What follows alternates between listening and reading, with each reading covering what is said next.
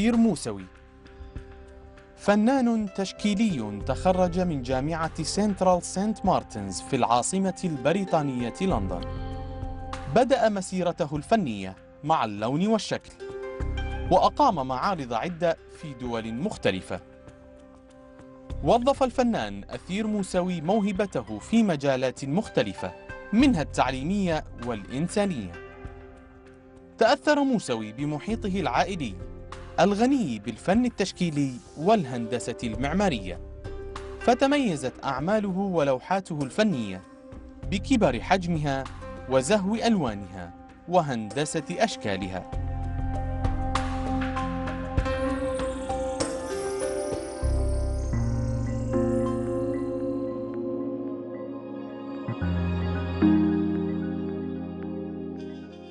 My mother is an Iraqi artist, probably my biggest inspiration, Mayslun Faraj. And parallel to that is my father, who's an architect, Ali Musawi, but also an artist. And so I've always been drawing, and I guess my first memory of drawing was when we first went to Baghdad in 86 or 87 from the UK. We went on a trip. And it's when I first saw the place, saw the stars, saw this world, and when I first started drawing, very young, but very encouraged by my mother. And I've always been drawing ever since. I mean, I guess painting is quite, I'd say quite new for me. It's only in the last 5 years that I've really been doing painting, but always before drawing. And that's how I started my artistic journey.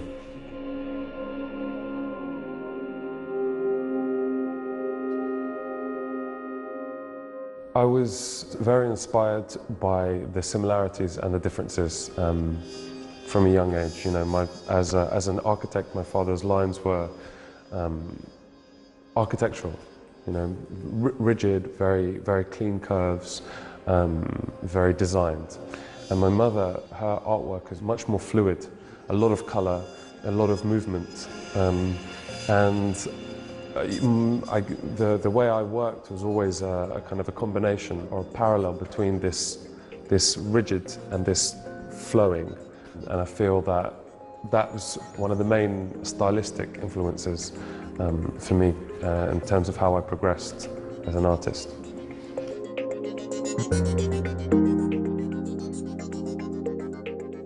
In school, like any kid, you grow up and grow apart.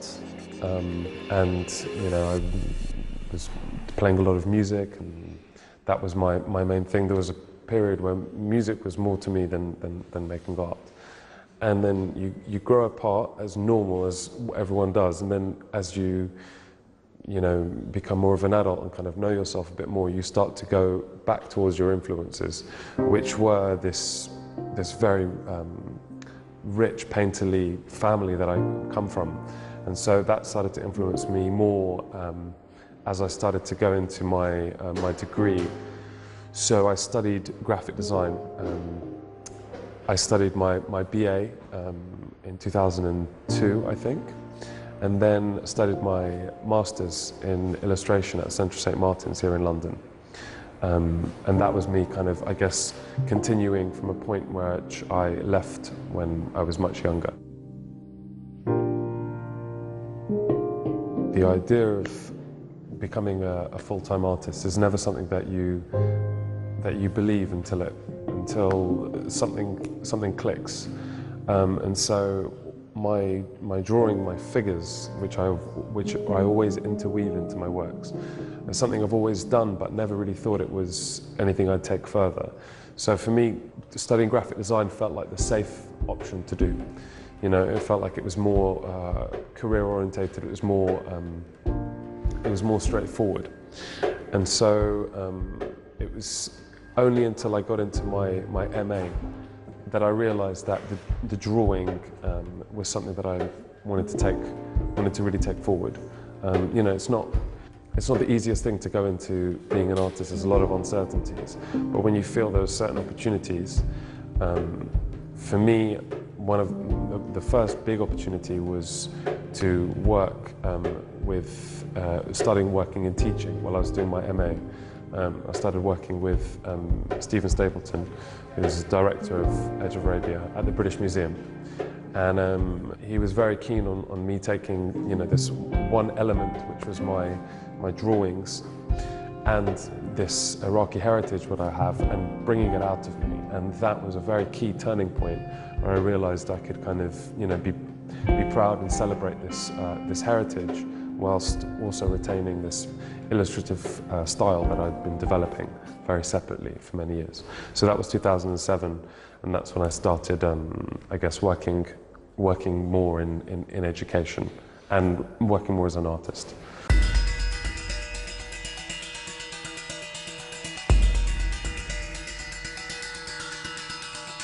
A master's degree, for me, I felt like it was quite tricky to feel progression. So, I kind of started to be a bit braver once I'd finished the MA, which was, mid 2007, which is when I started working more in education. And then in 2010, I got an opportunity to move to Paris and start working there.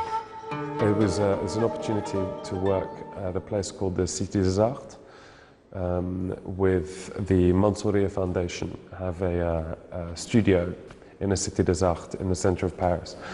And an opportunity came up for me to go there and just kind of leave everything behind and really try out kind of all these ideas that I'd been teaching but hadn't really explored myself. And I thought it was a good opportunity to be a bit more selfish, a bit more to be a bit more explorative, to explore what I wanted to do rather than just teaching these concepts. So my earlier work, especially when I got to Paris, was all the concepts that I'd been teaching or that I've been working on the educational projects. I'd taken them and I'd brought them into my own work. So I was almost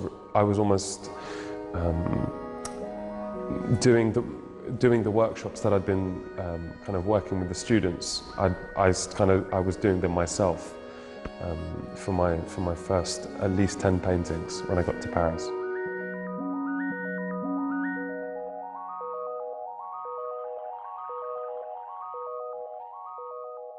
Aside from my parents, my first interactions with art were Iraqi art.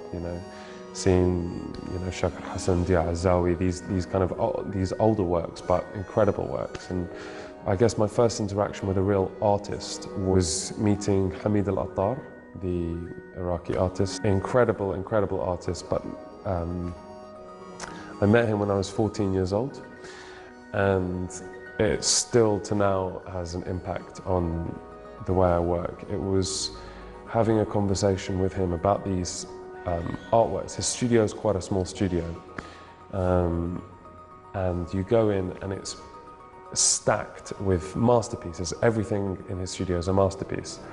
And I was young, and I couldn't believe what I was seeing. It was all these masterpieces, but inside each one of the works is rigid shapes confining figures which are living in fear. And all of his work, you realize that although the colors are very bright, they're not full of excitement and energy. They're poisonous and kind of there's a different feeling that you get when you actually step into his works. I was really inspired by this guy, and I remember asking him, why don't, being this one of my first time I'd met a real artist, I said, why don't you sell your work? Why is it all here? He doesn't seem to have that interest. And he said, for me, when Saddam leaves Iraq, I'll take these all to the garden and burn all of my works because they don't mean anything anymore. And I remember thinking, this is an artist. This is, it's so pure. He's doing everything for something he believes in. And so, his figures that he traps inside his works are still something that I still try to resonate in my work. You know, a lot of people, when they create layers in their works or dimensions, it's about coming out of the canvas. But for me, these works are about going inside the canvas. The layers are behind, you know, it's almost like the background. And that's where these kind of trapped figures live, inside the work. You know, and that's all taken from meeting this artist at a young age.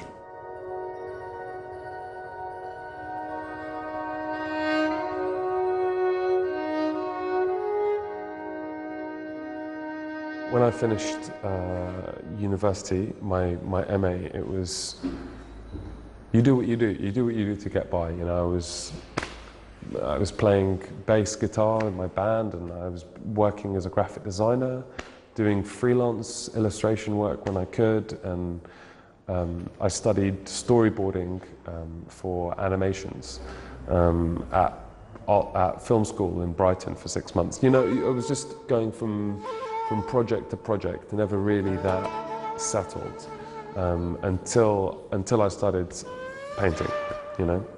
So it was, I mean, after when you started doing something, everything feels like it was all part of a journey. But when you're doing it, everything feels you're going from one to the other, to the other, to the other.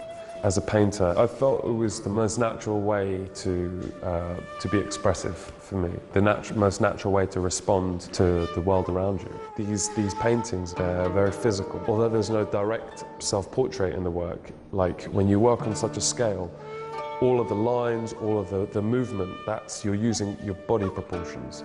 So it becomes very physical, the work. And that's really like something I really enjoy doing, the process as well as the outcome. My first exhibition was in Dubai at the end of 2010, and the show was called Kalimat, and that was about 15 paintings where I interweaved words into my paintings and produced these large paintings.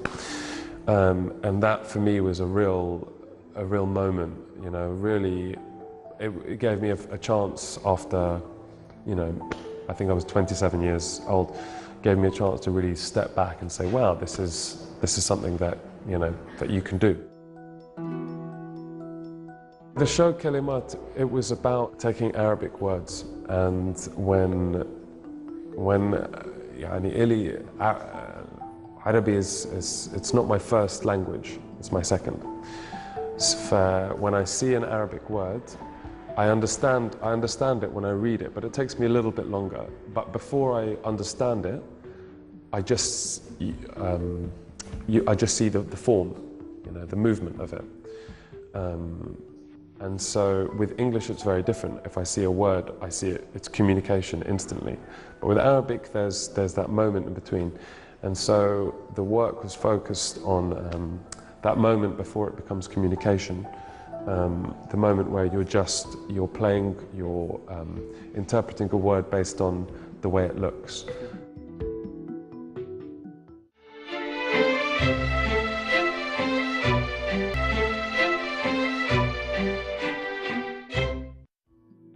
From this first show, Kalimat, in 2010, which, you know, alhamdulillah, when it was a successful show, it meant I could stay in Paris and just keep producing work, which I did, and I had another 2 exhibitions in Dubai, and then through working as an exhibition artist, as well as the education work which I'd been doing before, I was approached by the National Portrait Gallery here in London to do an educational project, but with my own paintings in it. And that was called Chasing Mirrors, in which I worked with different communities from London, so Somali community, a young Muslim girls community in northwest London, and an Afghani community, predominantly asylum seekers, but you know, there was a group of Afghanis and I think Brent. And that was a really incredible project. It gave me a chance to kind of spend a lot more time in London, spend a lot more time with these amazing students with, you know, on one hand, similar story to myself, in that they're living in a country, the UK, when they're not from the UK. You know, they're from the Arab world, but they don't have the same opportunities that I had. So it gave me a chance through the work to kind of to show, you know, that working in the arts was more attainable than they realised. You know, it was something that they could do. So we had a really interesting project which lasted about 6 months, and then I continued to work to do exhibitions predominantly in Dubai. للفن التشكيلي قيمة إنسانية لدى الفنان أثير موسوي، إذ أقام أكثر من ورشة عمل في أكثر من مخيم للاجئين في الشرق الأوسط، إضافة إلى العمل في تعليم فن الرسم. After the National Portrait Gallery, I moved straight to the Middle East. I moved to Amman to work with an organisation called START, which I'd worked with before. And the projects that START got me to work with was in the Mukhayyam in Amman, working again as a workshop leader, similar projects to the one I'd done in the British Museum, similar projects to the ones I'd done in National Portrait Gallery, but working with predominantly Palestinian refugees. And that was an amazing, amazing period of time. That we were doing murals, Picasso workshops, Matisse workshops, still life workshops. You know, a lot of the kids as well were disabled, so the projects depended on the level the groups could handle. But that was a really interesting period, and that was from Amman, and I took the same project to Beirut, where I was there for a month, where, again, working in Sabra and Shatilla and Burj Barajni and Dubai, all these camps, again, with predominantly Palestinian children. And then from there I moved straight to Istanbul and worked there for 6 months, producing paintings, not as a direct response to working in the camps, but definitely kind of fueled by those experiences.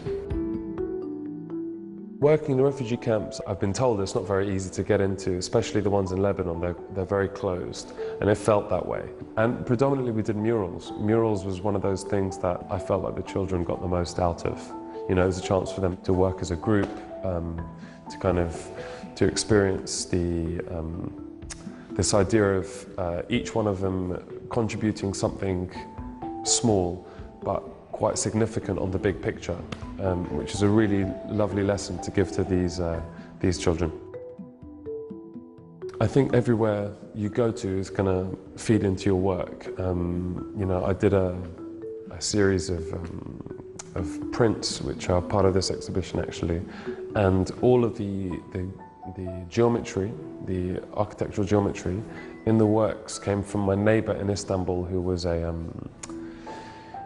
pot maker, and I gave him books and he gave me books, and I scanned his books and he scanned my books, and all of us came from him. So all of the shapes and that, they came from that. So I mean, there's you're constantly going to be influenced by the places which you're in. The work I'm doing here in London is different to the work I was doing in Paris, for example, and hopefully it will keep evolving, you know.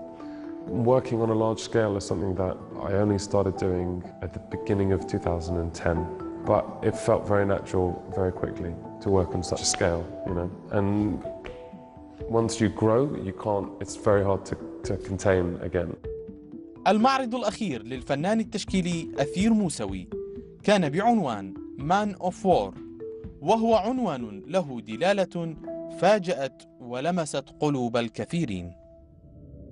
This project, I guess it started as an idea about 2 years ago, where I started to look at jellyfish and started to make this parallel between the jellyfish and the drone, the unmanned fighter drone. Watching both of them as very peaceful forms, but very destructive. It felt very significant. It felt like this very significant next step in, I guess, removing guilt from warfare. And so that, as an idea, started to become something I was very obsessed with. So all of my drawings became about these jellyfish which felt like bombs, jellyfish and bombs, jellyfish and bombs. And then these works, I started doing drawings, loads and loads of drawings until you become fully refined in what you're doing. And then the paintings started. And so these, I mean, I guess each work took about a month to do, but I'd have more on the wall. Like I'd have maybe 3 or 4 paintings on the wall at one time, where I was constantly, you go from one to the other. If you get bored of one, you go to another. If you get an idea from one, you put it into another. So I really enjoy working simultaneously on more than one painting.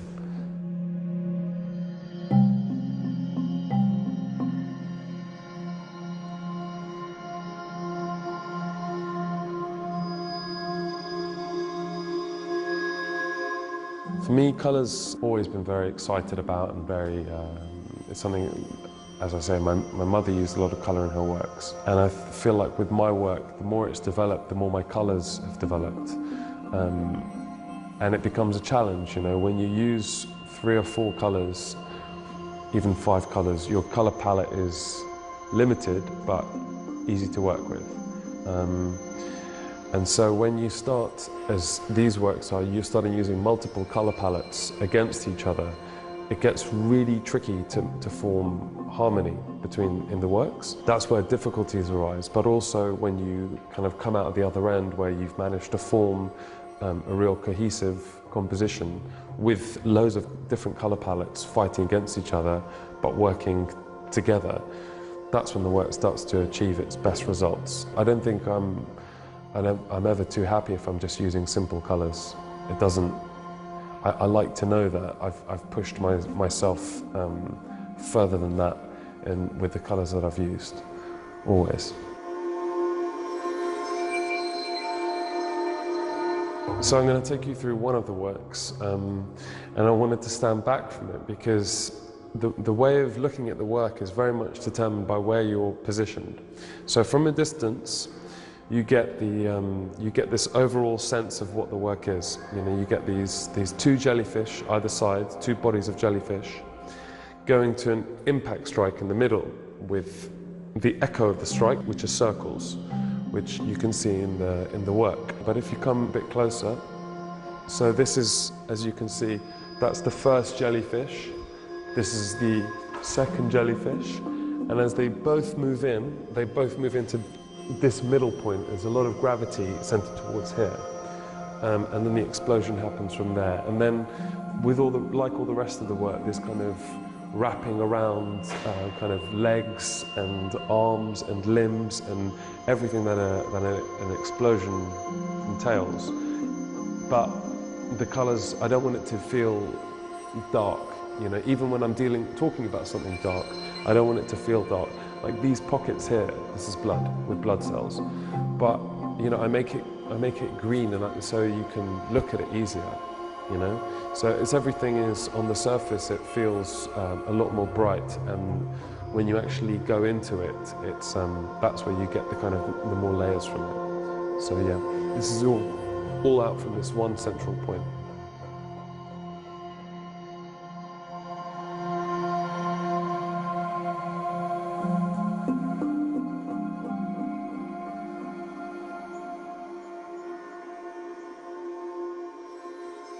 My name is Stephen Stapleton. I'm the director of the Edge of Arabia Gallery. I run a platform for Middle Eastern artists to connect and communicate with international audiences. So we're here in Athir Moussawi's show, and I've known Athir for about 10 years, and I've seen him develop into these large-scale paintings, and it's a great privilege and a great moment for both our friendship and the Middle East art scene that he has this big first solo show in the UK. I started as an artist, and I went to the Middle East in 2003 with a rucksack and some paints, and I was in Iraq, and I was in Yemen, and I was in Saudi Arabia, and I met a lot of artists on that trip. And then we came back to England and said, why isn't there a channel for these artists to talk about their world? Why isn't there a window, you know, into that part of the world in the West?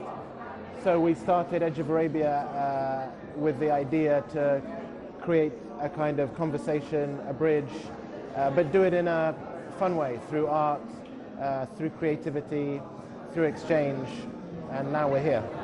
This particular show is close to my heart because I think what Eutelsat does is very special. He takes a very difficult moment in history, in Iraqi history, a very difficult situation in parts of the Middle East with a lot of tragedy, a lot of injustice, and he tries to create stories that have a sense of joy and hope. And I think that that's quite rare. Everybody's always quite negative, but it's important to have hopeful voices, and creativity is one of those things that you can't kill. You can't kill creativity. You can destroy a building and you can destroy a landscape, but you'll never destroy the human creative spirit. And I think that's what comes through in Eutelsat's artworks.